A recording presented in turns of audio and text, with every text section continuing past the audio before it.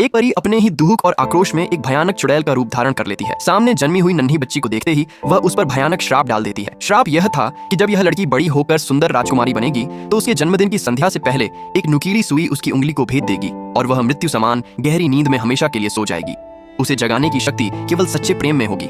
लेकिन परी चुड़ैल को विश्वास ही नहीं था कि इस दुनिया में कहीं भी सच्चा प्रेम जैसी कोई चीज होती है। इसलिए उसने बच्ची की मृत्यु का ऐलान मानो पहले ही कर दिया।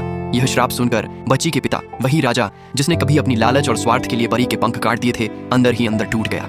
फिर भी उसने अपनी प्यारी बेटी को 3 छोटी परियों के संरक्षण में सौंप दिया ताकि वह किसी भी नुकीली वस्तु से दूर रह सके। समय बीतता गया। राजकुमारी हर रोज बड़ी होती गई। जहाँ तीनों परियां उसकी रक्षा के नाम पर खेलकूद और लापरवाही में लगी रहती, वहीं दूर से परी चुड़ैल ही वास्तव में उसे बचाती रही। कभी पहाड़ से गिरने से, कभी जंगल के खतरे से। हर बार वह चुपचाप उसके आसपास मौजूद रही। यहाँ तक दोनों के बीच अनजाने में एक रिश्ता बन गया। जब पहली बार परी चुड़ैल ने घायल पेड़ों को ठीक करते हुए राजकुमारी से सीधे मुलाकात की तो लड़की की मासूमियत और प्यारी मुस्कान देखकर उसका दिल पिघल गया। उसने उसे बाहों में भर लिया। वक्त के साथ वह बच्ची सचमुच एक सुंदर राजकुमारी बन गई। लेकिन उसका 16वां जन्मदिन भी अब नजदीक था। चुड़ैल अपने ही श्राप पर पछताने लगी। उसने सोते हुए राजकुमारी से श्राप को वापस लेने की कोशिश की, लेकिन समझ चुकी थी कि यह आसान नहीं। इसे तो केवल सच्चे और निर्मल प्रेम से ही तोड़ा जा सकता है। और उसे तो हमेशा से यही लगता था कि दुनिया में सच्चा प्रेम है ही नहीं। जन्मदिन से एक दिन पहले तीनों परियों ने राजकुमारी को सच्चाई बता दी कि उसका असली पिता वही राजा है और उस पर जन्म से ही श्राप है। ये सुनकर राजकुमारी क्रोधित हो उठी और परी चुड़ैल से सवाल किया कि उसने उसके साथ ऐसा क्यों किया। चुड़ैल केवल अतीत याद कर पाई। कैसे वह कभी उस राजा से प्रेम करती थी और कैसे राजा ने रात के अंधेरे में उसकी नींद में उसके पंख काटकर पुराने राजा को सौंप दिए थे ताकि उसका साम्राज्य और वैभव बचा रहे। राजकुमारी ने उसकी कोई बात नहीं सुनी और अपने पिता राजा के पास लौट आई। वहीं उसका श्राप सच हो गया। जादुई सुई के सम्मोहन में वह अपनी उंगली चुभ बैठी और मृत्यु समान नींद में गिर पड़ी। राजा जो केवल सत्ता और वैभव चाहता था, बेटी के प्रति कोई सच्चा प्रेम नहीं रखता था, उसने दोष भी तीनों परियों पर ही डाल दिया। उधर परी चुड़ैल अपराध बोध से टूटी हुई महल पहुंची और राजकुमारी को देख आंसू बहाने लगी। उसने दिल से प्रार्थना की कि यह श्राप टूट जाए। गहरे प्रेम और ममता में उसने राजकुमारी को चूम लिया और उसी क्षण चमत्कार हो गया। राजकुमारी की आंखें खुल गईं। श्राप टूट चुका था। सच्चा प्रेम वहीं मौजूद था। माँ के समान पालने वाली उस परी चुड़ैल के दिल में। सच जानने के बाद राजकुमारी ने उसके पुराने पंख ढूंढ निकाले